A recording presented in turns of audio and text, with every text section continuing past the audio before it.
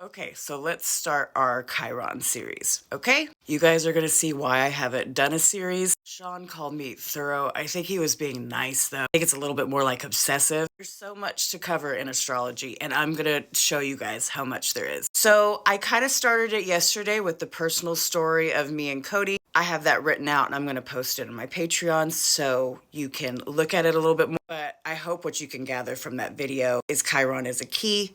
Everyone has a path. Everyone has their own inner labyrinth to kind of conquer their own minotaur, their own like animal of shame. And a lot of people just associate Chiron with family, with the generational, with that kind of wound. Don't get me wrong, it is. We can read all of that, but not in the way that you have been told. So let's get started, okay? Chiron, the wound that leads to freedom. Chiron, he has been called the eternal wound. Part of us that we inherit, often from our parents or family or society. Part of us that we can never fully erase. Chiron is not here to shame us. He is here to release us from shame. Chiron is the bridge from our brokenness to becoming, between our animal nature and our divine spark. He's one of those guys that floats out there, but in between Saturn and Uranus. Saturn, the authority we were taught to obey, then Uranus, the freedom that we are destined to claim. It is through the wound of separation we find our key to authenticity.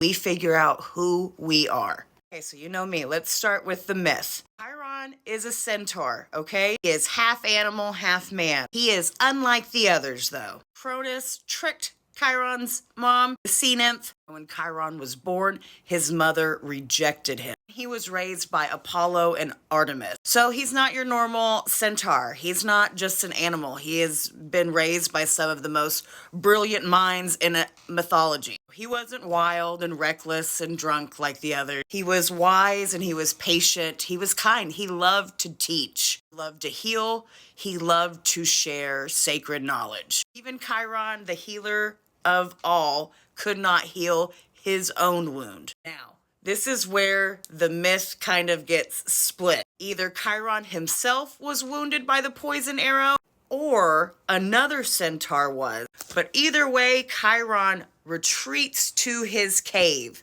to heal. So either way, he gets wounded by the arrow, or he gets wounded by taking care of another centaur. So now he lives with the pain that he himself cannot fix no matter what he does. But yet he still becomes a guide. He still continues to teach, and he is a teacher of the gods and heroes alike. Now, his story and myth continues with Prometheus, which we might have to have its own thing, another series. Anyway, his whole mythology teaches us is the very wound that we cannot fix that becomes our deepest source of wisdom.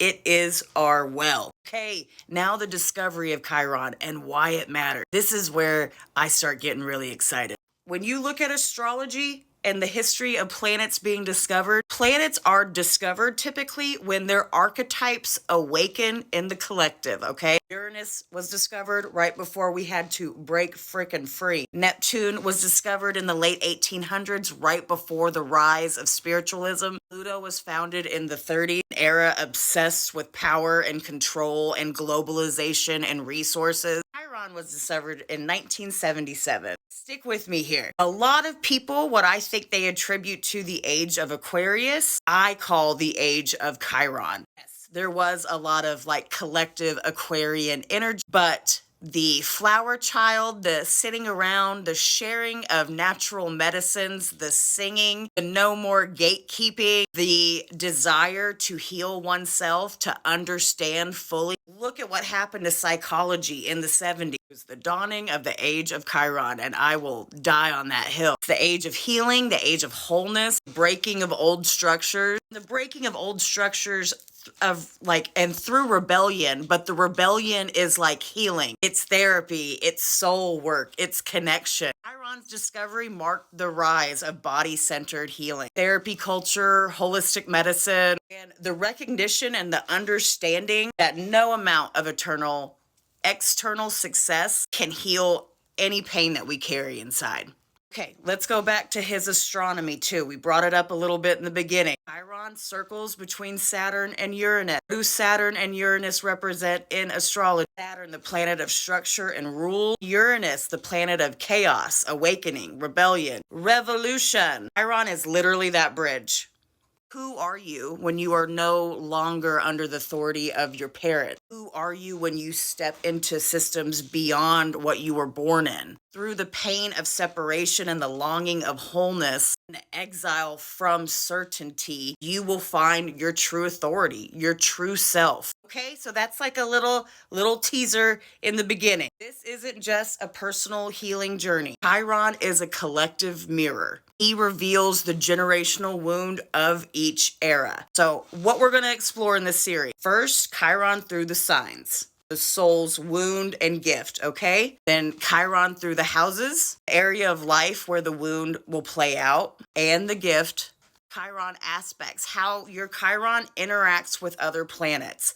That one is huge if you really want to figure out your labyrinth, your family's little path. Chiron transits, how the wound evolves over time. Chiron has a very interesting orbit. He spends different amount of times in different signs. We're going to talk about that and what that means when it comes to generational healing. Chiron acts as the bridge, the bridge. We've talked about the bridge of transformation, right, with the goddesses. He is the bridge to the age of true authenticity, where we understand that we are both animal and we are divine, and we let both of those wolves live together fine. True authenticity beyond Pluto, beyond Neptune, beyond Uranus, beyond those societal expectations. What does his orbit teach us? He spins longer in some signs and moves quickly through others. This is not random. It shows us what collective wounds really need tending to. His timing is medicine. There are different paths. If you have a cardinal Chiron,